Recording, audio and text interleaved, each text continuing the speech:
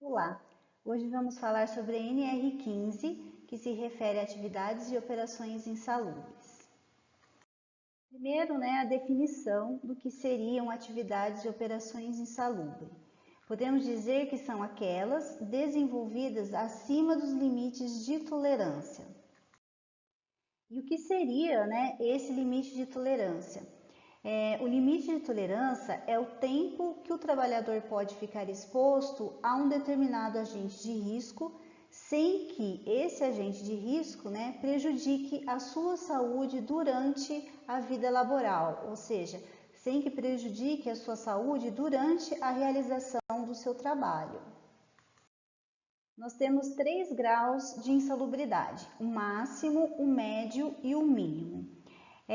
Estão expostos ao grau máximo operadores que trabalham com as seguintes substâncias mencionadas a seguir, que é o éter bis, o benzopireno, o berílio, cloreto de dimetilcarbamila, dióxido de vinil ciclohexano, 3,3 polegadas de dicloro de benzidina, epicloridrina, hexametilfosforamida, 4,4 de metileno bis, de metileno dianilina, nitrosaminas, propanosultone, beta-propiolactona, talho, produção de trióxido de amônia e ustulação de sulfeto de níquel. Os nomes são bem diferentes, eu vou deixar, está disponível no material de vocês os links para quem quiser saber o que significa cada uma dessas substâncias, tá? Não vem ao caso por a gente falar disso no momento, mas quem tiver a curiosidade vai estar lá disponível no material de vocês, tá bom? Então, todos os profissionais que mexem com essa substância são consideradas operações de grau máximo. Já as operações com insalubridade de grau médio ocorrem nas seguintes situações, tá? Lembrando que também as palavras grifadas e na cor azul tem as definições no material em anexo para vocês lá no Moodle, e também no Teams. São consideradas então operações nas seguintes situações: trabalho com escórias de Tomás, tanto na remoção quanto na trituração, na moagem e no acondicionamento dessas escórias, fabricação de pós de alumínio, na trituração e na moagem, fabricação de emetina e pulverização de IPECA, fabricação e manipulação de ácido oxálico, nítrico sulfúrico, bromídrico, fosfórico e pícrico, metalização à pistola, operações com o timbó, operações com bagaço de cana nas fases de grande exposição à poeira, operações de galvanoplastia, tanto na douração quanto na prateação, niquelagem, cromagem, zincagem, cobreagem, anodização de alumínio. Telegrafia e radiotelegrafia, manipulação em aparelhos do tipo Morse e recepção de sinais em fones, aplicação à pistola de tintas de alumínio, trabalho de retirada, raspagem a seco e queima de pinturas, trabalhos na extração de sal e a fabricação e manuseio de álcalis cáusticos. Tá? Então, todas essas operações, o grau de insalubridade é considerado médio. Já a insalubridade de grau mínimo, ela se relaciona com a fabricação e transporte de cal e cimento nas fases de grande exposição a poeiras e trabalhos de carregamento, descarregamento ou remoção de enxofre ou sulfitos em geral, em sacos ou a granel. Tá? Então, todos esses são os 3 graus de insalubridade que a gente tem. Já quando se trata de agentes biológicos, temos outras caracterizações para o grau máximo, que seria trabalho ou operações em contato permanente com pacientes em isolamento por doenças infecto-contagiosas, bem como objetos de seu uso não previamente esterilizados. carnes, glândulas, vísceras, sangue, ossos, couros, pelos e dejeções de animais portadores de doenças infecto-contagiosas. E aqui a gente tem algumas doenças, né, que é a carbunculose, brucelose e tuberculose. Os profissionais que trabalham, né, com esgotos, tanto nas galerias quanto em tanques, e os profissionais que trabalham na coleta e na industrialização do lixo urbano. Então, todas essas operações são consideradas grau máximos para agentes biológicos. A insalubridade de grau médio para agentes biológicos são as pessoas que trabalham, né, e que trabalham constantemente, né, ou permanentemente com pacientes, animais ou com material infecto-contagiante em hospitais, serviços de emergência, enfermarias, ambulatórios, postos de vacinação e outros estabelecimentos destinados ao cuidado da saúde humana. Tá? Aplica-se unicamente ao pessoal que tenha contato com os pacientes, né, bem como aos que manuseiam objetos de uso desses pacientes não previamente esterilizados. Também, né, quem trabalha em hospitais, ambulatórios, postos de vacinação e outros estabelecimentos destinados ao atendimento e tratamento de animais. Nesse caso, aplica-se apenas ao pessoal que tem contato com esses animais. Os trabalhadores que têm contato em laboratórios com animais destinados ao preparo de soro, vacinas e outros produtos. Quem trabalha em laboratórios de análise clínica e histopatologia, nesse caso aplica-se somente ao pessoal técnico, né? Os trabalhadores de gabinetes de autópsias, de anatomia e histoanotomopatologia, né? Aplica-se também ao pessoal técnico, só ao pessoal técnico. Quem trabalha em cemitérios com exumação de corpos ou em estábulos e cavalarias, né, ou com resíduos de animais deteriorados. Tá? Então, todos esses profissionais se vinculam, né, à insalubridade de grau médio.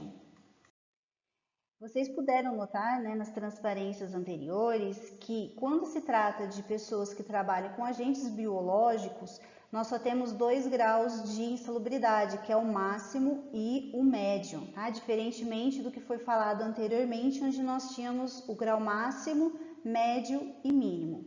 Para todos esses profissionais citados, existe direito, né, um adicional de insalubridade. E esse adicional ele vai incidir sobre o salário mínimo da região. Então, por exemplo, se o profissional é um enfermeiro e ele trabalha na cidade de Araraquara, então vão se verificar, né, qual é o valor do salário mínimo de enfermeiro para a cidade de Araraquara, e ele vai receber esse adicional de insalubridade em cima desse salário mínimo. E qual seria a proporção?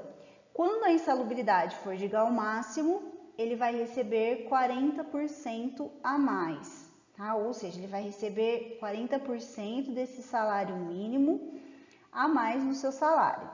Se a insalubridade for de grau médio, essa porcentagem é de 20%, e se for insalubridade de grau mínimo, a porcentagem é de 10%.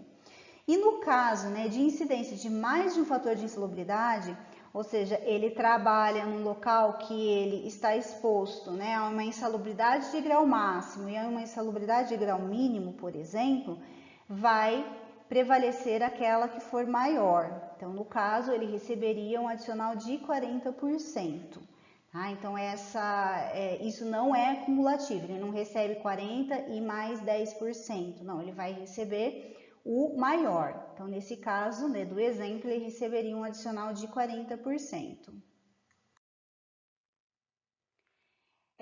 Quando, né, houver a eliminação ou a neutralização da insalubridade, esse adicional terá fim, tá? Então ele não será mais pago. O que seria a neutralização? Né, no início eu disse para vocês que a insalubridade ela ocorre se o trabalhador ele trabalha exposto, né, além do limite de tolerância do agente.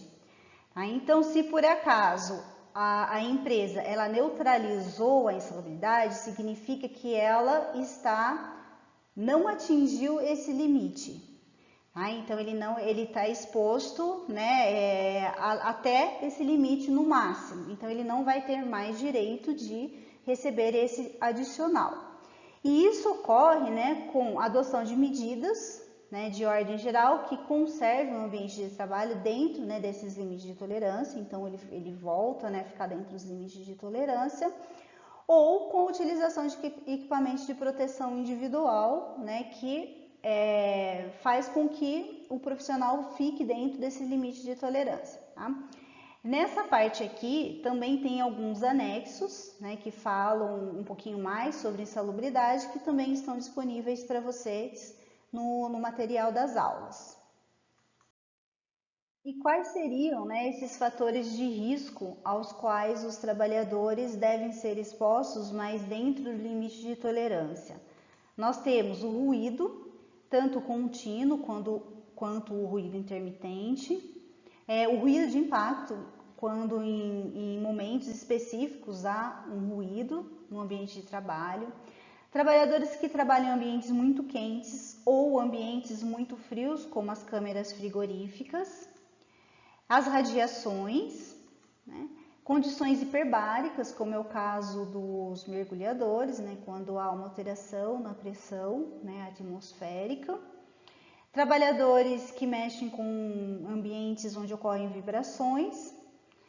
Aqueles, né, que têm uma exposição excessiva à umidade, então locais alagados ou encharcados. Os que trabalham com agentes químicos, como poeiras minerais, amianto, cádmio, arsênico e antioxidante. E os agentes biológicos, aqueles expostos aos agentes biológicos, como os profissionais da área da saúde e da limpeza pública. O próximo tópico que a gente vai ver seria a NR16, que trata sobre ambientes, né, e operações perigosas. E a gente vai ver que, né, os profissionais, né, que trabalham em ambientes perigosos, eles têm direito ao adicional de periculosidade. Aquele profissional que trabalha em um ambiente insalubre ou em um ambiente também num ambiente perigoso, não é cumulativo, então ele não vai receber o adicional de insalubridade mais o adicional de periculosidade. Ele vai optar por aquele que for melhor para ele. Tá? Então, se ele estiver em um ambiente, por exemplo, insalubridade de grau máximo, trabalha com insalubridade de grau máximo, que o adicional é de 40% do salário mínimo, né, da região. E também trabalha em um ambiente perigoso, o adicional de periculosidade ele é de 30% sobre o salário do trabalhador, não é sobre o salário mínimo, é sobre o salário que ele recebe, mas descontando, por exemplo, se ele recebe vale alimentação, se ele recebe vale transporte, desconta esses valores, em cima do salário. Então, o que o profissional vai fazer? Vai calcular e ver o que é maior para ele, se é os 40% em cima do salário mínimo, ou se é os 30% em cima do salário que ele realmente recebe. E a partir daí ele vai optar por um dos dois adicionais aí de insalubridade. Então, até a próxima aula.